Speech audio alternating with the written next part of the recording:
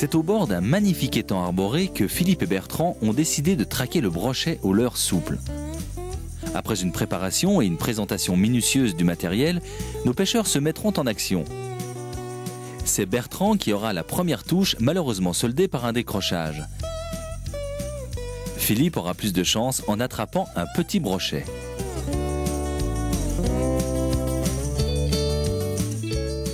Suivons maintenant cette belle partie de pêche.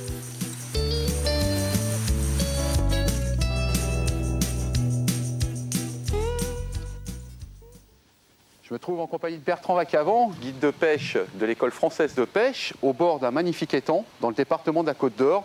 Alors, est-ce que tu pourrais me parler un petit peu plus de cet étang? Donc Philippe, cet étang se situe en réalité sur la commune de La Roche-en-Brénil. C'est un étang qui appartient donc à un ami Émeric Grunewald, qui est pisciculteur, donc qui vient d'acquérir cet étang. Donc cet étang, il est principalement empoissonné avec du cendre, donc de la carpe, un petit peu toutes sortes de poissons, quoi. Mais bon, on a principalement du cendre. Et je crois qu'il y a quelques brochets aussi. Voilà, quelques brochets aussi, donc pas très très gros, mais on en a quelques-uns quand même. Alors le problème, c'est que là on est dans une période, on va dire, un petit peu, je dirais, particulière, puisque c'est au moment de la reproduction. Et c'est vrai que le cendre, je pense que malheureusement, ce sera un peu tôt pour le prendre. Par contre, le brochet sort de la fraie. Et ce qui risque de se passer, c'est qu'on risque plutôt de toucher le peu de brochet qu'il y a dedans que la masse de cendre. Oui, tout à fait, tout à fait. Bon, c'est comme tu viens de le dire, donc le brochet sort de la fraie. Donc il commence à chercher des proies pour se nourrir, se reconstituer comme il faut. On a plus de chances de taper le brochet. Alors que le cendre, lui, comme il est en train de faire ses frayères, il est en léthargie, il bouge plus. Alors on peut voir que cet étang, il est magnifique parce qu'il est ombragé, il y a des hauts fonds, des bas fonds. C'est vrai qu'il y a tout ce qu'il faut pour que le poisson se sente bien à l'intérieur. Voilà, et puis bon, comme tu peux le voir, on a de la souche en bordure, on a du caillou, donc idéal pour le poisson. Ouais, alors en plus géré par un pisciculteur, donc fatalement une bonne gestion. Voilà. Tu peux me parler un petit peu d'Émeric? Son métier ne s'arrête pas simplement, je pense, à avoir des étangs. Je pense qu'il a d'autres activités dans sa pisciculture. Oui, bien sûr. Donc Émeric, au sein de la pisciculture, fait beaucoup de pêche d'étang. Il fait ce qu'on peut dire de poissons d'ornement, beaucoup ce qui est donc la carpe-coille, donc toutes les carpes aussi. Il fait de l'esturgeon, il y a du silure, on trouve un petit peu, puis beaucoup de genre poissons rouges, poissons d'ornement, quoi. Donc de différentes couleurs. Il a vraiment une variété phénoménale de poissons. C'est vraiment très polyvalent. Voilà. Bon, il faudra que tu me le présentes. Je te le présenterai. Alors, donc maintenant, on va parler un petit peu du matériel parce que je sais que ce matin, tu as souhaité me montrer, je dirais, quelques nouveaux produits. Voilà. Oui. Donc, qui viennent tout juste de sortir et qui sont révolutionnaires et qui, normalement, devraient nous permettre de prendre du poisson. Théoriquement. Théoriquement. Alors, on va en montrer quelques-uns. Donc, c'est du leurre souple. Alors, on va commencer donc, par ce type. Donc, comme on peut voir, très souple. Extrêmement souple.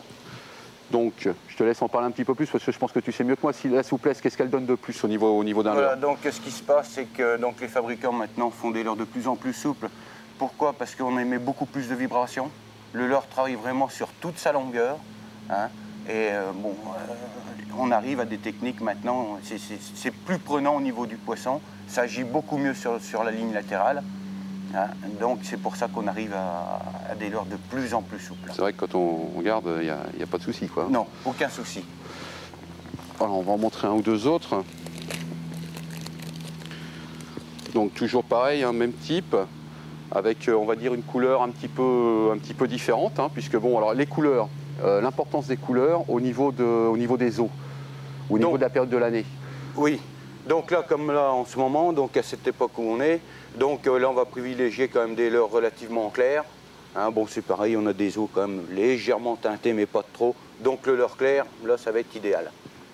Du blanc, du bleu, du rouge aussi, gris, c'est des couleurs qu'il faut qu'on utilise.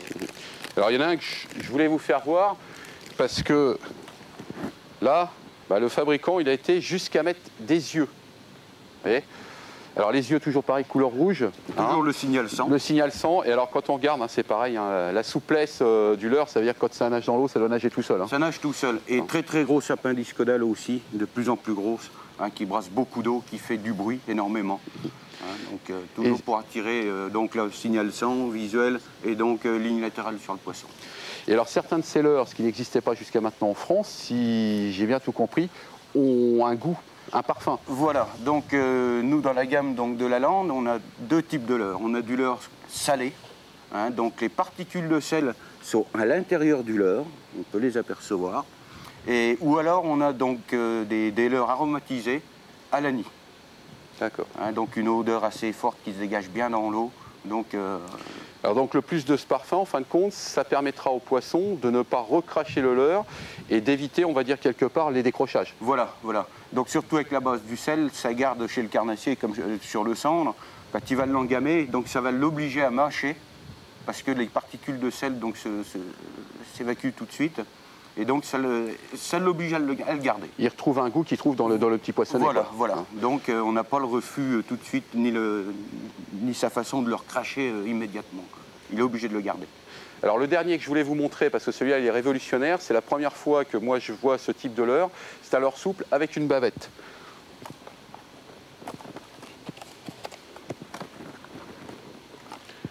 Alors c'est vrai qu'on connaissait les montures Véron-Magnier, enfin des choses en genre qui étaient un peu le même type, mais avec une bavette devant.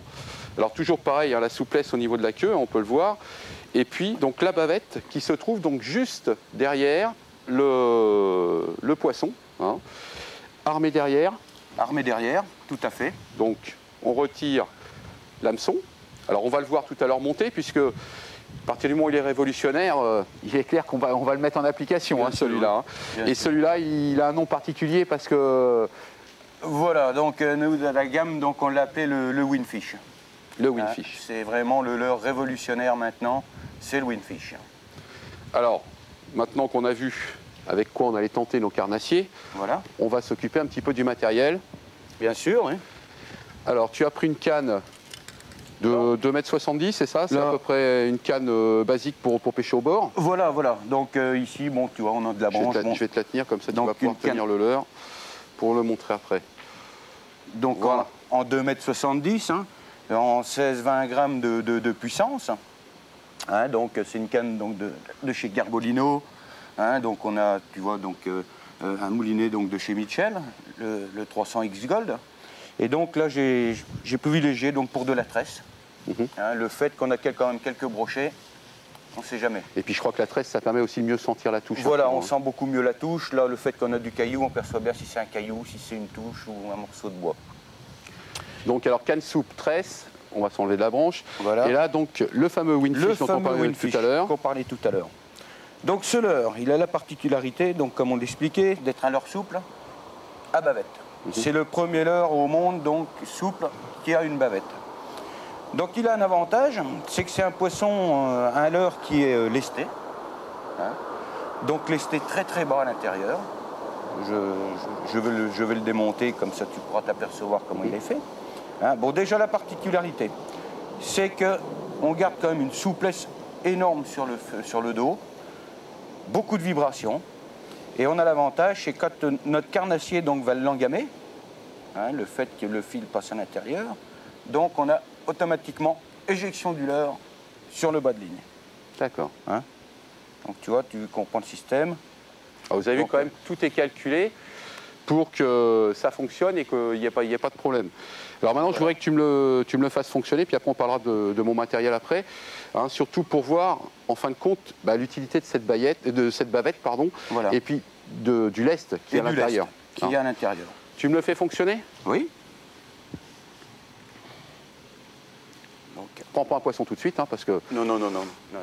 Donc comme tu peux t'apercevoir, donc c'est un poisson déjà un leurre qui coule. Descend au fond. Mais donc il va garder une stabilité par rapport à son lest qui va être à peu près d'1,50 m. Donc après au niveau, si tu veux le faire évoluer beaucoup plus haut, il nous suffit simplement de lever la canne et donc de ramener, ce qui fait qu'on le fait évoluer donc à la profondeur où on veut. Et la bavette donc fait onduler son poisson. Fait l'ondulation donc du poisson dans l'eau. D'accord. Son qui, tu peux t'apercevoir, qui émettent beaucoup de vibrations. complètement. Hein. Et donc, après, si on baisse la canne, hein, on peut le faire descendre jusqu'à 2,50 m.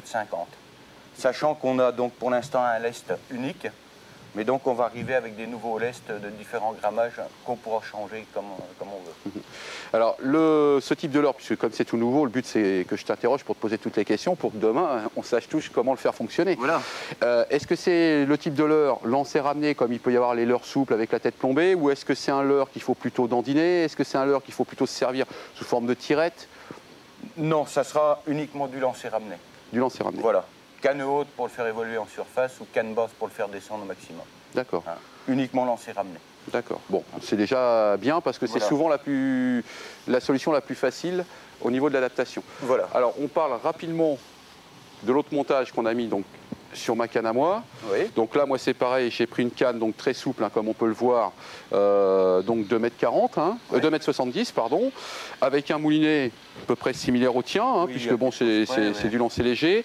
J'ai mis un fil dessus, donc moi aujourd'hui j'ai plutôt opté donc, pour le nylon, hein, donc c'est pareil, c'est des nylons maintenant qui sont avec je dirais un faible diamètre pour une forte résistance. Hein. Oui, bon, sûr. il est teinté vert, donc ça veut dire que c'est aussi, c'est pas du fluo, mais c'est quand même une couleur qu'on va quand même assez voir hein, correctement. Et puis derrière, on a mis, donc cette fois-ci, un leurre souple, hein, comme on a pu en voir tout à l'heure. Voilà. Je suis resté sur de la couleur claire, puisque c'est ce que tu m'avais dit. Oui. Et puis on a fait un montage texan. Un montage texan. Hein. Alors le montage texan, c'est tout simplement donc, une balle. Alors ça peut être une balle, mais ça peut être aussi des chevrotines. Oui, de la chevrotine. Voilà. La petite bille derrière, donc la petite perle qu'il ne faut surtout pas oublier, puisque sinon on abîme le fil quand la balle vient taper sur le yé de l'hameçon. Et puis un hameçon, donc pour montage texan. Un hameçon classique. Spécialement pour le montage texan. Voilà. Hein, donc classique. Sachant qu'en un hameçon texan même, on a deux formes. On a le rond et on a l'hameçon droit. Suivant le leurre qu'on veut utiliser. Tout à fait. Quoi. Et alors l'avantage aussi de ça, c'est que quand on pêche dans des endroits qui sont un petit peu encombrés, ça nous permet de ne pas accrocher puisque l'hameçon ne sort pas. Voilà. Bon, bah écoute, Bertrand, on y va. Eh bien, on est parti. Maintenant, on va gérer ça.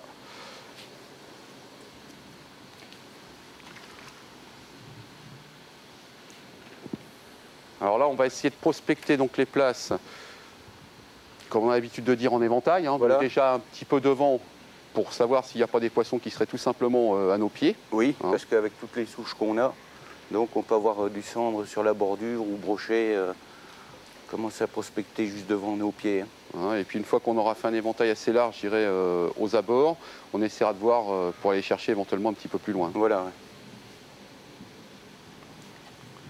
Alors lancer ramener pour toi, tandis que moi je cherche plutôt à traîner sur le fond. Traîner sur le fond, oui.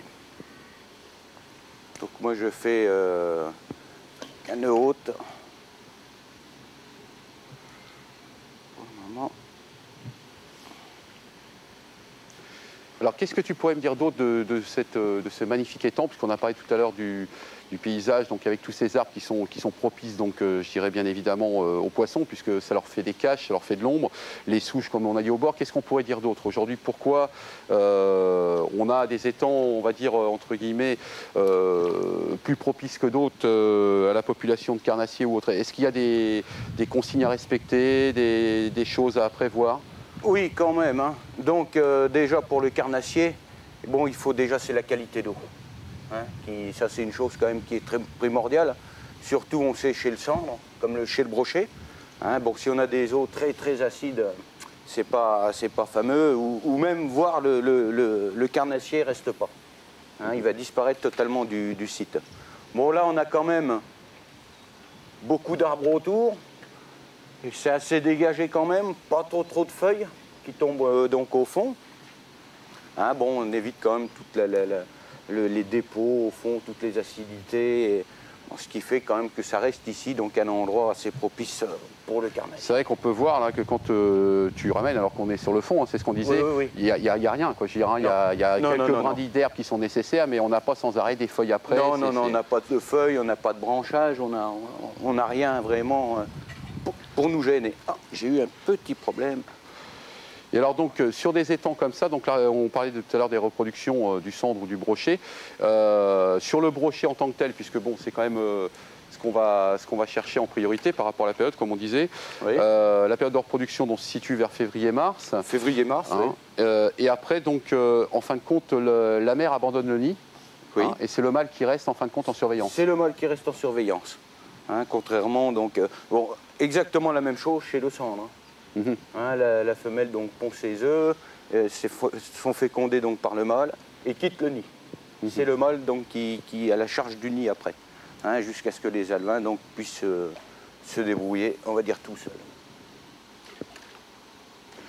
Et alors par contre, il y a une grosse différence quand même entre le cendre et le brochet, puisqu'on parlait de ces deux poissons-là, c'est que je crois que la femelle brochet a tendance à manger les mâles.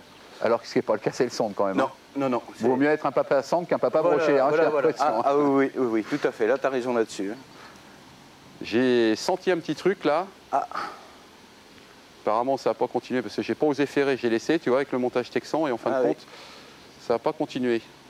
Mais c'est vrai que c'est bien le fait d'être comme ça, au ras du fond, avec des cannes hypersensibles. La moindre tape, hein, on la sent. Hein. On l'aperçoit tout de suite. Ouais. Tiens, tu vois, il y a quelque chose qui a dû me suivre quand même, parce que là, ça a retapé une deuxième fois. Ouais. Il faut insister et tirer des fois un petit peu moins vite. Oui.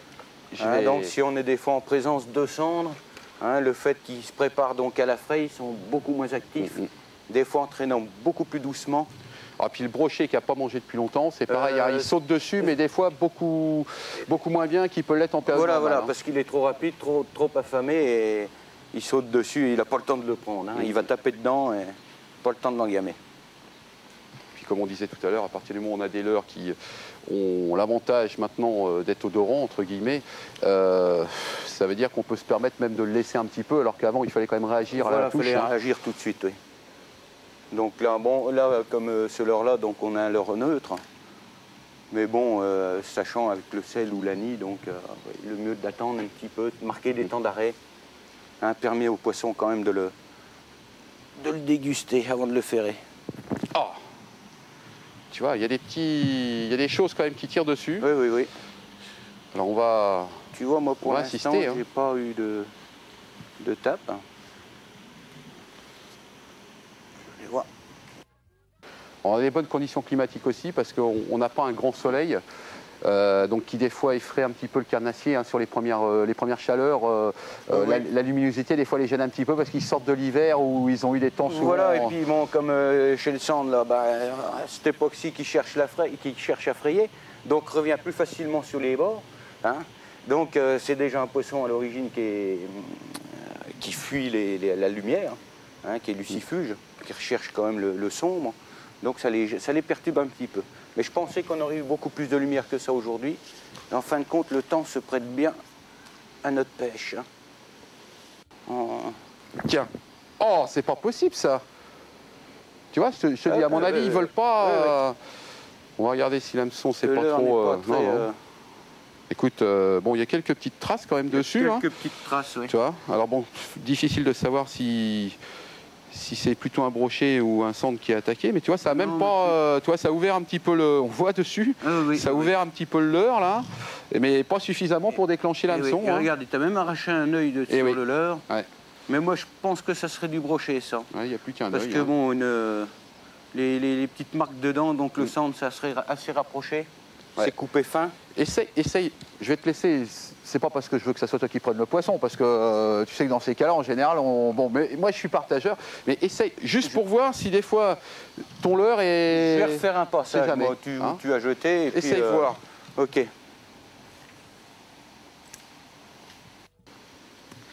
Donc, on va laisser faire un petit peu le leurre. Ouais, parce que des fois, le fait de le laisser descendre, voilà. Il se pose et c'est... Donc on a la particularité aussi sur cela, dès qu'il descend, il ondule tout doucement. Un peu comme une cuillère qui descend en feuille morte. Voilà. D'accord, ouais, donc il est quand même attractif. On va le laisser, et des faire. Fois, le poisson le prend comme ça et ça permet de... Oui, ça peut arriver. Donc, on va voir. Ah, tu l'as ce coup-là? Oh, je l'ai. J'ai un poisson. Alors, va doucement. Oui. Oh, ils sont bien tapés dans la canne. Oui, on le sent bien, ouais. Donc, tu vois ça, là, oh là là, oui. Ils sont là. Ton frein est bien réglé, il n'y a pas de souci. Oui, le frein est bien réglé pour le moment. Là, on le sent bien tapé. Alors d'après toi, est-ce qu'aujourd'hui, quand on a un poisson comme ça, on est capable de savoir un peu à l'avance, je pense qu'au niveau du combat, on sait un petit peu si c'est plutôt brochet, cendre ou même silure, parce que bon, c'est encore Ou autre même chose. silure, oui. Donc quand on a l'habitude, oui, on sait que le... Il faut que je fasse attention quand même. On sait à peu près ce que c'est comme poisson, on se doute. Hein, donc là, tu vois, un combat comme ça, tu vois, ça serait bien du brochet quand même. Hein. Ça serait bien ce poisson qui était calé là-bas le long de la C'est un souche. peu ce que je te disais tout à l'heure, hein. Souvent un poisson qui a tendance à taper 2-3 fois de suite, hein, c'est plutôt du brochet que du sang. C'est plutôt hein. du brochet que du sang, oui. Plutôt Ouais, du écoute, brochet moi, que du sang. Hein. Je vais poser la canne sur Là, le côté. Il tire, il va chercher, il doit prendre des Bah, souches. laisse-le prendre son temps, à la limite, hein, de toute façon. Oui, maintenant qu'on l'a accroché, on n'est plus pressé. Hein. Tout à l'heure, on était pressé de l'accrocher, mais là maintenant, Voilà. bon. Là, on est vraiment plus pressé. Hein. Il nous a fait tellement souffrir 3-4 fois que. Alors, attention, parce qu'en général, le brochet il repart après. Ouais, on l'a vu, on l'a entreaperçu. On l'a entreaperçu, oui. Ouais. Mais bon, ça serait bien du brochet quand même. Hein. Ah oui, oui, Ah. un petit bec, ouais. Oh, il s'est décroché. Décroché. Ah. Là. Qu'est-ce qui s'est passé? Qu'est-ce qui s'est passé, le fil qui s'est passé. Tu vois, l'hameçon qui avait dû faire un demi-tour. Ouais, ouais, tout à fait. Oui. Bah, écoute, on va réessayer. Hein. Bon, on va réessayer, oui. Il était peut-être pas tout seul. Hein. Non. Mais je vais faire comme toi, tu vois, je l'ai laissé un peu se poser sur le fond, voir des fois qu'il y ait quelque chose qui vienne le happer. Oui. Parce que ça arrive. Hein. Donc, et puis après, on va le manier tout doucement. Parce que j'ai vu que quand tu as eu ta touche, en fin de compte, tu avais ralenti un petit peu. Voilà. Hein, et c'est vrai que ça a peut-être permis. Tiens. Et encore une touche. là, encore une touche. Ouais, il y a quelques petits poissons là, hein, parce qu'ils ne s'accrochent pas, c'est pas des gros poissons. Non, non. Mais quelques petits poissons Là, qui sont quelques petits poissons actifs. un peu actifs, oui.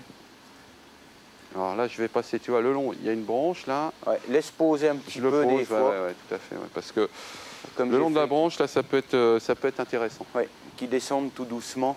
Oh. Attends. Tiens, regarde. Ah, ouais. Tu vois, j'avais Tu senti vois quelque chose. Je vais resserrer un petit peu le frein. Regarde. Tu vois? J'ai glissé le long de la branche. Hein. Je voyais mon fil qui se coinçait un peu dans la branche. J'ai glissé le long de la branche. Je l'ai arrêté. Et tu vois le fait de ralentir un petit peu. Ouais. Et tu vois, comme toi, je vais regarder. Il a fait. Ah ouais, tout à fait. Ouais. Il a pris tout de suite. Donc là, regarde, tu vois, c'est pareil. C'est un poisson qui a tendance à bien chercher. Et puis il cherche le fond. Hein. Ah, il cherche le fond, apparemment, oui. Je vois l'action de ta canne. Correctement le frein. Ah ouais, je vais pas trop. Parce que comme je suis sur nylon, je ne ferai pas. C'est très combatif. Hein. Mais fais attention en bordure quand même, on a des branches, on a des souches. On va parce qu'il va certainement chercher à aller dedans. Ouais. Hein. Je vais serrer au fur et à mesure le frein. Oui. Mais je fais attention aussi bien aux souches qu'aux branches qui sont en haut. En haut, oui. Parce que tu vois, lui, il va chercher à aller où il veut, alors que moi, j'aimerais bien qu'il vienne où je veux, quoi. Voilà.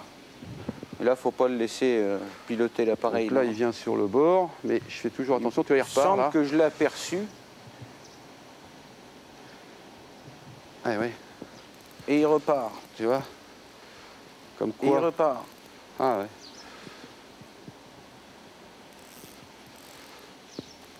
On va pas aller trop vite parce que, oh là là. Voilà. Il n'est pas énorme, mais alors, ils sont quand même... Ils sont très actifs. Ah, hein. oui. Ils sont très actifs. Puis là, bon, comme on a dit, hein, on a du nylon quand même 26 centièmes, même si c'est des bons nylons, même sur ces petits poissons, le brochet, ça a tellement dedans. Ah, il a bien pris le leurre. Il a bien pris le leurre. Hein.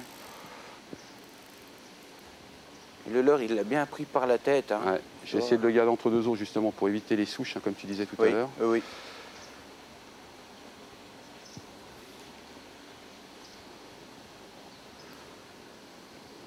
Ouais, il cherche les souches. Hein.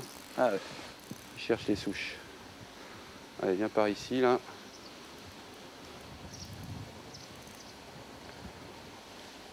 Ouais, même pour un petit poisson, il a du... Très combatif. Hein. Ouais. Très combatif. Et c'est reparti. Tu vois, le passage de la souche là-bas était quand même bon. Hein. On avait quand même 2 poissons. Ouais. La souche plus l'herbe. Hein, ah oui. Et 2 poissons sur le poste quand même. Ouais, il s'est mis Tu vois, je l'ai laissé un peu. Oh là là. Et c'était calé au fond. Ouais, c'est des souches, tu vois, j'avais eu le malheur de le laisser un peu descendre et puis, et puis ça y est. Hein. Bon, eh ben, écoute, je crois qu'il va pas tarder à être mauvais. Ça devrait être bon là. Oh oui. Je crois que ce coup-là, on prend... ah, c'est toujours les derniers moments les plus durs. C'est les derniers moments. Écoute, il est pas très gros, donc on va le soulever. Hein. Oui. Habituellement, on prend les puisettes, on descend. On va faire attention. À ton fil, quand même. Voilà. T'es posé par terre. Eh ben, écoute, Regarde s'il est magnifique ce petit brochet. c'est pas énorme, mais enfin bon. Hein, Non, mais pour c'est une déjà- matinée, c'est pas si Ah, mal que c'est déjà ça. pas si mal Surtout que que, bah, comme on a dit, hein, on n'était pas sur la bonne période. Non. Hein, donc Non. on s'en sort pas si mal que ça. Très bien là. Hein. Alors écoutez, bah, j'espère que déjà on vous a fait plaisir en prenant un petit brochet parce que lui, il nous a fait plaisir parce qu'on l'a essayé plusieurs fois. Il y en a un qui s'est décroché, l'autre qu'on arrive à prendre. J'espère que tout ce qu'on vous aura expliqué avec Bertrand sera quelque chose d'intéressant pour vous, que vous retiendrez aussi au niveau des leurres, que vous en servirez parce que je pense que vous avez vu que ça pouvait fonctionner. Et puis si vous passez dans le département de la Côte d'Or, n'hésitez pas soit à venir voir Émeric qui a des étangs pour la pêche ou Bertrand qui vous accompagnera sans aucun problème. À bientôt.